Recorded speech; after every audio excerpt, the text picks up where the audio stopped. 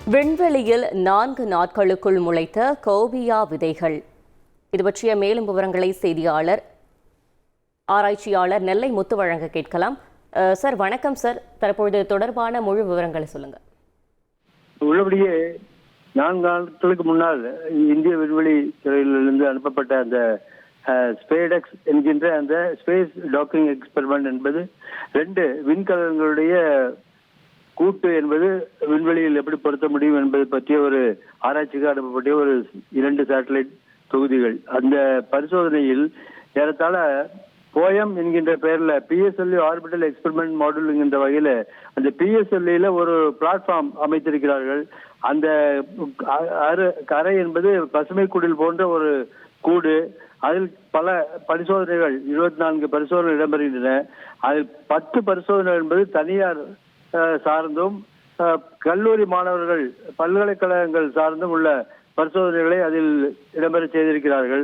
அந்த வகையில் மும்பையில் உள்ள RVCE என்கின்ற ஒரு பொறியியல் கல்லூரியும் அதே போலவே அமிட்டி என்கின்ற ஒரு பல்கலைக்கழகம், இந்த 2 பல்கலைக்கழக மாணவர்கள் நடத்துகின்ற ஒரு நுண் உயிரியல் பரிசோதனை.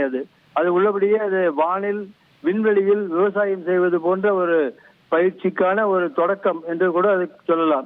இத்தகைய விண்வெளியில் விவசாயம் அல்லது பயிர் வளர்ச்சி என்ற பரிசோதனை எல்லாம் ஏறத்தாழ ஒரு 40 ஆண்டுகளுக்கு முன்னால் சல்யூத் என்கின்ற அந்த விண்கலனில் ரஷ்யா போன்ற நாடுகள், உலக நாடுகள் இதை பரிசோதனை செய்திருக்கின்றன. சில பயிர்கள் முளைத்தவற்றையெல்லாம் அங்கிருந்து இங்கு பூமிக்கு மனிதர்கள் கொண்டு வந்தும் இருக்கின்றார்கள். ஏனென்றால் விண்வெளியில் இத்தகைய பயிர் வளர்ப்பு என்பது அந்த எடையற்ற, அதாவது நிறையீர்ப்பு குறைந்த ஒரு நிலையில் சாதாரணமாக பூமியில் வளர்கின்ற வேர்கள் என்பது பூமியில் தரையை நோக்கி வளரும், தரைக்குள் மண்ணுக்குள் வளரும். ஆனால் இங்கே எடையற்ற நிலையில் சில வேர்கள் என்பது மண்ணுக்கு மேலேயே முளைக்கும் என்ற நிலையில் இருக்கும். ஏனென்றால் அங்கு இடையற்ற நிலை இருப்பதனாலேயே. ஆனால் இந்த முறை இந்த பரிசோதனையில் அனுப்பியிருக்கின்ற இந்த ஸ்பைனாக் என்பது ஒரு மஞ்சள் நிற ஒரு கீரை வகை சார்ந்த ஒரு பொருள். அந்த பொருள் என்பதனால் இதனுடைய முயற்சி என்பது வரவேற்கத்தக்கது. இது எதிர்காலத்தில் குறித்த காலகட்டங்களில் தேவையான சிறிய பயிர்களை எல்லாம் நாம் விண்வெளியிலேயே பயிர் செய்து உபயோகிக்க முடியும் என்பதற்கான ஒரு தொடக்கம். ஆனால் இத்தகைய பயிற்சிகள் என்பது ஏறத்தாழ பல ஆண்டுகளுக்கு முன்னரே நடைபெற்றிருக்கின்றாலும் இந்தியாவை பொறுத்த மட்டில் இது முதல் முறையான ஒரு ஆராய்ச்சி. இது மைக்ரோபயாலஜி என்று குறிப்பிடுவதை விட அஸ்ட்ரோபயாலஜி என்று குறிப்பிடுகிறார்கள். அதாவது விண்வெளி சார்ந்த உயிரியல் பரிசோதனை என்ற வகையில் விண் உயிரியல் பரிசோதனை இது.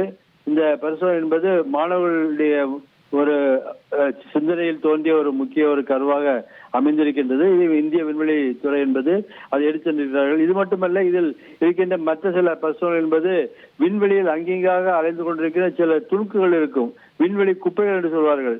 அது தொடர்பான செய்திகளை எல்லாம் பிடிப்பதற்கான ஒரு தானியங்கி கருவியும் பொருத்தப்பட்ட ஒரு இயந்திரமும் இதில் இடம்பெறுகின்றது. ஆக இந்த பரிசோதனை என்பது குறிப்பாக இந்த ஸ்பேடெக்ஸ் என்கின்ற இந்த விண்வெளி பயன் என்பது 2 விண்கலன்களை விண்வெளியில் பொருத்தி எதிர்காலத்தில் நாம் விண்வெளியில் உருவாக்க இருக்கின்ற விண்வெளி நிலையம் கட்டுமான பணிக்கான ஒரு ஆரம்பமாகவும், அங்கு வேளாண்மை அல்லது விவசாயம் செய்வதற்கு பயிர் வளர்ச்சிக்கான ஒரு முறைமையை வளர்த்துக் கொள்வதற்காகவும் இன்றைய மாணவர்களுடைய சிந்தனையில் வைத்த சில கருக்களை எல்லாம் இந்திய விண்வெளித்துறை என்பது விண்ணில் எடுத்து சென்றிருக்கிறது என்பது உள்ளபடியே பாராட்டுக்குரியது.